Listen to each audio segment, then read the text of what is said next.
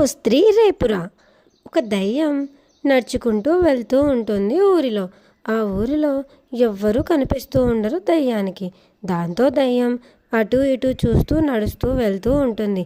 అలా వెళ్తూ ఉన్న దయ్యం ఒక చోట ఆగి ఇలా తనలో తానే మాట్లాడుకుంటూ ఉంటుంది. ఏంటబ్బా, అసలు ఇది ఏం ఊరు?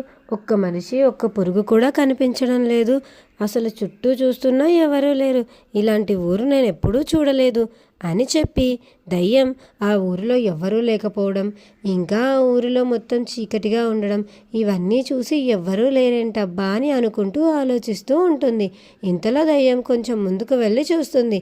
ఎవరైనా కనిపిస్తారా లేదా, ఇలాగే ఉంటుందా ఈ ఊరంతా అని. అలా వెళ్ళి చూస్తున్న దయ్యానికి చిట్టి పక్షి కనిపిస్తుంది. చిట్టి పక్షి వచ్చి దయ్యంతో ఇలా మాట్లాడుతుంది. ఏమంటుందంటే, ఎవరు నువ్వు? అసలు ఈ ఊరికి ఎవ్వరూ రారు. ఈ ఊరు ఖాళీ చేసి జనాలు ఎప్పుడో వెళ్ళిపోయారు. ఇది ఒక పాడుపడ్డ ఊరు అని చెప్పి దయ్యం చిట్టి పక్షికి చెప్తుంది. అప్పుడు దయ్యం చిట్టి పక్షితో ఇలా అంటుంది, పాడుపడ్డ ఊరా? అయితే ఇక్కడ ఎవరూ ఉండరా? అందుకేనా ఈ ఊరంతా ఖాళీగా ఉంది?